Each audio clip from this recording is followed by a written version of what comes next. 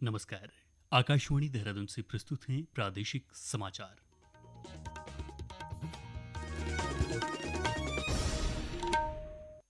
पहले मुख्य समाचार।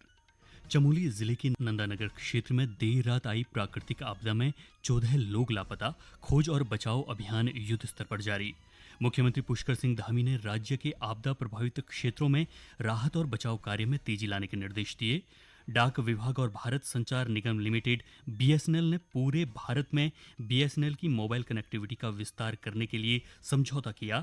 और मौसम विभाग ने अगले 36 घंटों के दौरान देहरादून, टिहरी, हरिद्वार, चमोली, नैनीताल, बागेश्वर तथा पिथौरागढ़ जिलों में तेज बारिश का येलो अलर्ट जारी किया। प्रादेशिक समाचारों के साथ मैं जयवीर सिंह। और अब समाचार विस्तार से। चमोली जिले के नंदानगर क्षेत्र में कल देर रात अतिवृष्टि से भारी नुकसान हुआ है। नंदानगर के 4 गांव अतिवृष्टि से सर्वाधिक प्रभावित हुए हैं। इस प्राकृतिक आपदा में 14 लोग लापता और 20 लोग घायल बताए जा रहे हैं। 35 भवन भी मलबे की चपेट में आने से पूरी तरह से क्षतिग्रस्त हुए हैं। मुख्यमंत्री पुष्कर सिंह धामी ने देहरादून में पत्रकारों से बातचीत में बताया कि क्षेत्र से अब तक करीब 200 ग्रामीणों को सुरक्षित स्थानों पर पहुंचाया गया है।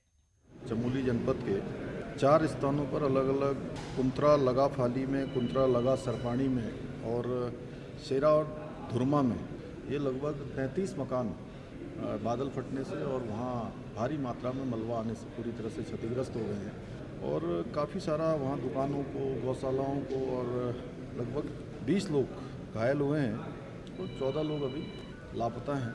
और 200 से भी ज़्यादा लोग कल की जो रात की आपदा चमोली जनपद में आई है उससे प्रभावित हुए। वहाँ पर सभी बचाव करने वाले दल पहुँच गए हैं। डीएम, एसएसपी प्रातःकाल ही वहाँ के लिए चल दिए थे। और भी अन्य जो लोग घायल हैं उनको कुछ लोगों को वहाँ पर अस्पतालों में पहुँचाया गया है। और जो गंभीर रूप से घायल हैं उनके लिए, क्योंकि मौसम का इंतज़ार कर रहे थे और अभी एक विंडो मिल गई है, तो उनको तत्काल वहाँ से एम्स शिफ्ट किया जा रहा है। और अभी भी कुछ लोग वहाँ पर जो घरों में ही फंसे हुए हैं उनको निकाले जाने की कार्रवाई की जा रही है। एनडीआरएफ, एसडीआरएफ, आईटीबीपी और पुलिस के लोग पर्याप्त संख्या में वहाँ पहुँच गए हैं। और भी जो लगातार हम लोग अभी यहाँ से डीएम से, एसपी से लगातार यहाँ से संपर्क में हैं। वहाँ के स्थानीय लोगों से, वहाँ के विधायक जी भी, गोपाल राम टमटा जी भी प्रातःकाल से इस बचाव कार्य में लगे हुए हैं। अन्य लोग भी लगे हुए हैं। हमारा पूरा प्रयास है कि सभी को सुरक्षित स्थानों पर पहुंचाया जाए। इस बीच मुख्यमंत्री पुष्कर सिंह धामी ने आपदा प्रबंधन सचिव विनोद कुमार सुमन से स्थिति की जानकारी ली और प्रभावित क्षेत्रों में युद्ध स्तर पर राहत और बचाव कार्य चलाने के निर्देश दिए। मुख्यमंत्री ने घायल लोगों के बेहतर इलाज, लापता व्यक्तियों की त्वरित खोज और राहत शिविरों में सभी आवश्यक व्यवस्थाएं सुनिश्चित करने के निर्देश दिए।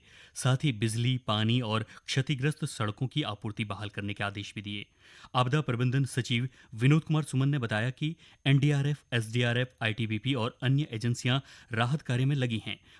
भारी वर्षा और भूस्खलन के कारण रेस्क्यू टीमों को पहुंचने में दिक्कत हो रही है, लेकिन टीमें पैदल मार्ग से घटनास्थलों तक पहुंच रही हैं। नंदानगर घाट पर गांव में बादल फटा है और बादल फटने के कारण कई मकान क्षतिग्रस्त हुए हैं। 2 गांव हैं बेसिकली। एक गांव है कुंतरी लगा फाली, इसमें 8 लोग, और दूसरा है धुरमा, इसमें 2 लोग अभी लापता चल रहे हैं। कुछ पशुओं की हानि बताई गई है। राहत बचाव टीमें रात में ही घटना के बाद मौके पर पहुंच गई थी। उनके द्वारा राहत बचाव कार्य किया जा रहा है और बाकी टीमें भी रास्ते में जा रही हैं। लेकिन नंदप्रयाग और घाट के बीच में 6 स्थानों पर रास्ता बाधित हुआ है। इसके कारण अन्य टीमों को पहुंचने में विलंब हो रहा है। फिलहाल लगातार जो लोग लापता हैं उनकी खोजबीन का कार्य किया जा रहा है। निर्वाचन आयोग ने ईवीएम मतपत्रों को अधिक स्पष्ट और पठनीय बनाने के लिए मतपत्रों के डिजाइन और प्रिंटिंग के मौजूदा दिशा निर्देशों में संशोधन किया है। अब ईवीएम मतपत्र पर उम्मीदवारों की रंगीन तस्वीरें प्रिंट की जाएंगी और फोटो के 3/4 हिस्से पर उम्मीदवार का चेहरा होगा, ताकि वह स्पष्ट रूप से दिखाई दे।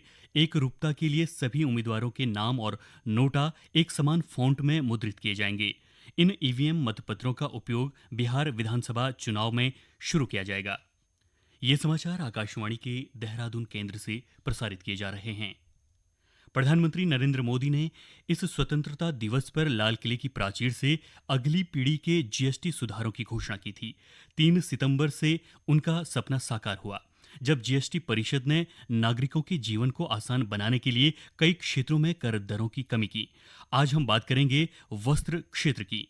जीएसटी सुधारों के अंतर्गत सरकार ने कपड़ा उद्योग पर लगने वाले टैक्स में बड़ी कटौती कर आम आदमी पर पड़ने वाले वित्तीय बोझ को कम किया है। नए कर ढांचे में मानव निर्मित फाइबर पर जीएसटी की दर को 18% से घटाकर 5% कर दिया गया है। वहीं मानव निर्मित धागों पर सरकार ने जीएसटी को 12% से घटाकर 5% कर दिया है। सरकार के इस कदम से कपड़ा क्षेत्र में लागत कम होगी, जिससे मांग बढ़ने और निर्यात को बढ़ावा मिलने की उम्मीद है। वहीं रेडीमेड वस्त्रों पर भी लगने वाले जीएसटी में कटौती की गई है। अब 2,500 रुपए तक के प्रति पीस कपड़े के लिए कर को घटाकर 5% कर दिया गया है, जिससे श्रेणी 2 और श्रेणी 3 के शहरों में मांग को बढ़ावा मिलेगा और श्रम गहन वस्त्र इकाइयों, विशेषकर महिलाओं को प्रोत्साहन मिलेगा। आकाशवाणी देहरादून के लिए समाचार कक्ष से रविंद्र सिंह। डाक विभाग और भारत संचार निगम लिमिटेड बीएसएनएल ने पूरे भारत में बीएसएनएल की मोबाइल कनेक्टिविटी का विस्तार करने के लिए समझौता किया है। कल नई दिल्ली में इस समझौते पर हस्ताक्षर किए गए। समझौते का उद्देश्य डिजिटल खाई को पाटना, ग्रामीण परिवारों को मोबाइल सेवाओं से सशक्त बनाना और वित्तीय समावेशन तथा सामाजिक आर्थिक विकास के लिए डिजिटल इंडिया के व्यापक लक्ष्यों को आगे बढ़ाना है। बीएसएनएल सिम कार्डों की बिक्री के लिए देश भर में 1,65,000 से अधिक डाकघरों के विशाल नेटवर्क का प्रयोग किया जाएगा। प्रधानमंत्री नरेंद्र मोदी के नेतृत्व में सरकार जनसेवा और सुशासन के मंत्र का पालन करते हुए परिवर्तन और प्रगति लाने का अथक प्रयास कर रही है। विशेष श्रृंखला सेवा पर्व में आज हम बात कर रहे हैं कि मोदी सरकार ने संबंध गतिविधियों में वृद्धि के माध्यम से कृषि को कैसे विविध क्षेत्र में बदल दिया है। पेश है एक रिपोर्ट। आज के भारत में खेती अब सिर्फ अनाज तक ही सीमित नहीं है। प्रधानमंत्री नरेंद्र मोदी के नेतृत्व में कृषि का विस्तार संबद्ध क्षेत्रों में भी हो रहा है, जिससे ग्रामीण परिवारों के लिए आय और लचीलेपन के नए स्रोत खुल रहे हैं। भारत फलों, सब्जियों और मसालों के शीर्ष उत्पादक देशों में शामिल है। ये दुनिया का सबसे बड़ा दुग्ध उत्पादक देश भी है, जहां गांव में डेयरी समृद्धि का माध्यम बनकर उभर रही है। मत्स्य निर्यात $20 अरब को पार कर गया है। प्रधानमंत्री मत्स्य संपदा योजना के माध्यम से मत्स्य पालन और जलीय कृषि का आधुनिकीकरण हो रहा है। रागिनी बिंजोला, आकाशवाणी समाचार, देहरादून। और अब एक नजर मौसम पर। देहरादून स्थित मौसम विज्ञान केंद्र ने अगले 36 घंटों के दौरान राज्य के देहरादून, टिहरी, हरिद्वार, चमोली, नैनीताल, बागेश्वर और पिथौरागढ़ जिलों में कहीं कहीं भारी बारिश का येलो अलर्ट जारी किया है। विभाग ने 22 सितंबर तक राज्य में बारिश का अनुमान जताया है। इस अवधि में लोगों से मौसम पूर्वानुमान को देखते हुए यात्रा की हिदायत दी गई है। इसके अलावा खराब मौसम की स्थिति में लोगों को सुरक्षित स्थानों पर रहने और संवेदनशील स्थानों पर जाने से बचने की सलाह दी गई। चमोली, देहरादून और राज्य के अन्य हिस्सों में कल देर रात से तड़के तक मूसलाधार बारिश दर्ज की गई। राजधानी देहरादून में अब भी बादल छाए हुए हैं। रुक रुक कर हो रही बारिश और भूस्खलन के कारण पर्यटक क्षेत्रों में अवरुद्ध सड़कों को खोलने के प्रयास जारी हैं, जबकि पूरी तरह क्षतिग्रस्त सड़कों और पुलों के पुनर्निर्माण के प्रयास युद्ध स्तर पर जारी हैं। अंत में मुख्य समाचार एक बार फिर। चमोली जिले के नंदनगर क्षेत्र में देर रात आई प्राकृतिक आपदा में 14 लोग लापता। खोज और बचाव अभियान युद्ध स्तर पर जारी। मुख्यमंत्री पुष्कर सिंह धामी ने राज्य के आपदा प्रभावित क्षेत्रों में राहत और बचाव कार्य में तेजी लाने के निर्देश दिए। डाक विभाग और भारत संचार निगम लिमिटेड बीएसएनएल ने पूरे भारत में बीएसएनएल की मोबाइल कनेक्टिविटी का विस्तार करने के लिए समझौता किया।